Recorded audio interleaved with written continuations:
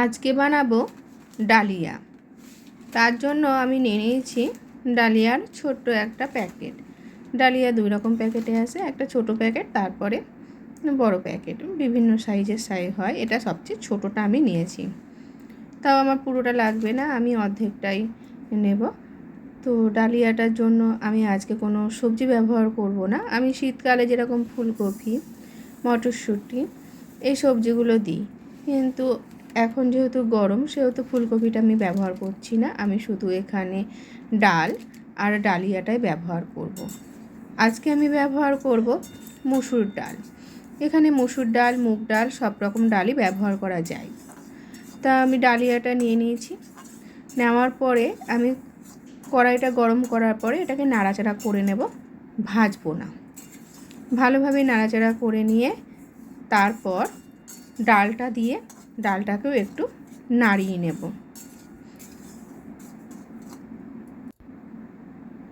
এবার চাল আর ডালটাকে নাড়ানোর পর আমি জল দিয়ে ভালোভাবে ধুয়ে নেব। উপোস বা নিরামিষ দিনে যখন ঝাল ঝাল কিছু খেতে ইচ্ছে করে তখন ঠিক আমি এরকমভাবেই ডালিয়াটা বানিয়ে খাই।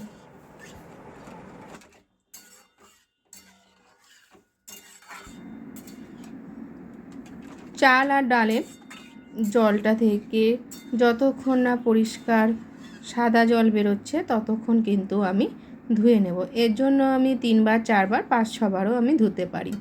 তো আমার ভালোভাবে ধোয়া হয়ে গেছে। এবার এটা আমি কুকারের মধ্যে দিয়ে নেব। কড়াইয়েও রান্না করা যায়, কিন্তু যেহেতু তাড়াতাড়ি রান্না করার জন্য আমি কুকারের মধ্যে দিয়ে দিলাম। কুকারে দিয়ে আমি 2খানা সিটি দেব, তাহলে পরে এটা সেদ্ধ হয়ে যাবে। আর ডালিয়ার জন্য এখানে আমি মশলা হিসাবে ব্যবহার করছি কাঁচা লঙ্কা, আদা, তেজপাতা আর ফোড়নে দেব সাদা জিরে। আর ডালিয়াটা তো শুধু খাওয়া যাবে না, এই জন্য ডালিয়ার জন্য আমি আজকে আলু ভেজে নেব। বেগুন ভাজা, আলু ভাজা, পটল ভাজা সবগুলোই কিন্তু ডালিয়ার সঙ্গে ভালো লাগে, এমনকি বিভিন্ন রকম পাঁচ তরকারিটাও ভালো লাগে। তা আলুটা ভাজার আগে আলুটাকে নুন দিয়ে আমি কিছুক্ষণ চটকে রেখে দিয়েছিলাম। তাহলে কী হবে, আলু থেকে যে এক্সট্রা জলগুলো থাকে সেগুলো পেরিয়ে যাবে এবং আলুটা মুচমুচে হবে, আলুর ভাজাটার টেস্টটাও খুব সুন্দর হয়। এই জন্যে আমি এইরকমভাবে আলুটা ভাজি। কাঁচা আলু কাটার পরে সঙ্গে সঙ্গে কিন্তু আমি কড়াইয়ে তেলে দিই না, আমি নুন দিয়ে চটকে জলটাকে ফেলে দিই। এদিকে আমার ডালিয়াটা সেদ্ধ হয়ে গেছে। ডালিয়াটা সেদ্ধ হয়ে যাওয়ার পর ঠিক এরকম দেখতে হয়েছে। ডালিয়ার জন্য মশলা আমার তৈরি হয়ে গেছে। তো এখানে আদা গ্রেট করে নিয়েছি, তেজপাতাটা ভালোভাবে ধুয়ে 2 টুকরো করে ছিঁড়ে নিয়েছি, কাঁচা লঙ্কাটা চিড়ে নিয়েছি, আর তার সঙ্গে তো সাদা জিরেটা নিয়েছি। আলু ভাজাটা প্রায় হয়ে এসছে, তাও আমি আর একটু ভালোভাবে নাড়িয়ে কড়া করে ভেজে নেব। এভাবে কিছুক্ষণ নাড়াচাড়া করার পরে আলু ভাজাটা আমি নামিয়ে নেব। আর ডালিয়াতে আমি আজকে ঘি ব্যবহার করব, তেল ব্যবহার করব না। যেহেতু গরম পড়েছে সেহেতু বেশি ঘি আমি ব্যবহার করব না, আমি অল্প ঘি ব্যবহার করব। এতটুকু ঘি আমার যথেষ্ট, এই ঘিতেই হয়ে যাবে। আমি ঘিটা সম্পূর্ণটা গলে যাওয়ার পরে আমি ফোড়ন হিসাবে সাদা জিরে ব্যবহার করব। এবার আমি সাদা জিরেটা দিয়ে নিলাম। সাদা জিরেটা দিয়ে একটু ভাজা হয়ে যাওয়ার পরে আমি ধুয়ে ছিঁড়ে রাখা তেজপাতাটা দিয়ে দিলাম। তারপরে আমি গ্রেট করে রাখা আদাটাও দিয়ে দিলাম। ভালোভাবে নাড়াচাড়া করে যখন একটু কালার চলে আসবে তখন আমি ডালিয়াটা দিয়ে দেব। আর সবজি ব্যবহার করলে পরে সবজিগুলোকে ভেজে তুলে রাখার পর ডালিয়াগুলো দেওয়ার পরে সবজিগুলো দিয়ে কিছুক্ষণ ফুটিয়ে নামিয়ে নিলে তৈরি হয়ে যেত সবজি ডালিয়া। কিন্তু আমি তো এখানে সবজি ব্যবহার করছি না। এবার প্রয়োজন মতো আমি নুন দিলাম, আর একটা কাঁচা লঙ্কা চিড়ে দিয়েছি, আর অল্প পরিমাণে হলুদ দিলাম। এভাবেই কিছুক্ষণ রান্না করে নেব। রান্না করার পরে আমি ডালিয়াটা নামিয়ে নেব।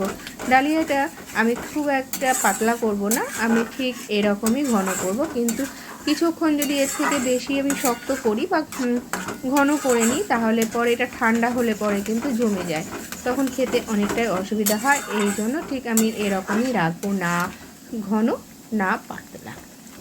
তো ডালিয়াটা প্রায় আমার তৈরি হয়ে গেছে। এবার যারা ঘি খেতে বেশি পছন্দ করো, নামানোর আগে ঘি দিতেই পারো, কিন্তু আমি যেহেতু গরম পড়ে গেছে এই জন্য আমি আর ঘি ব্যবহারটা করব না। এদিকে আমার আলুটাও ভাজা হয়ে গেছে। আলুটা দেখো কত সুন্দর মুচমুচে এবং লাল কালার এসছে। আলুটাকে আমি নামিয়ে রেখে দেব। এই কড়াইয়ে তেল দিয়ে আমি এবার পাঁপড় এবং ডিমটা ভেজে নেব। ডালিয়াটা দেখো নামানোর পরে ঠিক এরকম দেখতে হয়েছে, আলুটা ভাজার পরেও ঠিক এরকম দেখতে হয়েছে। এবার আমি পাঁপড়টা ভেজে নেব। এই পাঁপড়টা কড়াইতে দেওয়ার পরে ফুলে দ্বিগুণ হয়ে যায়, এই জন্য পাঁপড়টাকে বের করে আমি দু টুকরো করে নেব। না হলে কি হবে, যখন এটা ভাজবো তখন কাঁচা থেকে যাবে। আর আমি যেহেতু বেশি তেল ব্যবহার করছি না, সেহেতু আমি এভাবে দুই টুকরো করে নিয়েছি। যখন আমি বেশি তেলটা ব্যবহার করি তখন আমি গোটাটাই ভেজে নিই। এভাবে পাঁপড়টাকে ধীরে ধীরে আস্তে আস্তে গ্যাসের আঁচটাকে কমিয়ে আমি ভেজে নিই। পাঁপড়গুলো ঠিক ফুলে এরকম বড় হচ্ছে। তো পাঁপড় ভাজাটাও প্রায় আমার হয়ে গেছে, আলু আর পাঁপড়। আর এদিকে ডালিয়াটাও তৈরি হয়ে গেছে। শুধু আলু পাঁপড় আর ডালিয়া দিয়ে খেতে চলবে না, ওই জন্য একটা ডিম ভেজে নিলাম। ডিমটাকে ফাটানোর পরে একটু আমি নুন দিয়েছি আর একটু কাঁচা লঙ্কা দিয়েছি। আজকে আমি কাঁচা পেঁয়াজটা ডিমের মধ্যে দিইনি। এভাবেই ডিমটাকে একটু নাড়িয়ে নিয়ে ভালোভাবে উল্টে পাল্টে পাটিসাপটার আকার দিয়ে নিলাম, দিয়ে এটাকে ভালোভাবে ভেজে নিলাম। তো তৈরি হয়ে গেল আজকে রাতের ডিনার। রাতে এভাবে ডালিয়াটা বন্ধুরা তোমরা সকলে বানিয়ে খেতেই পারো, প্রচণ্ড টেস্টি। এবার তাহলে এইটুকুই, আবারও দেখা হচ্ছে নেক্সট কোনো ভিডিওতে। টাটা।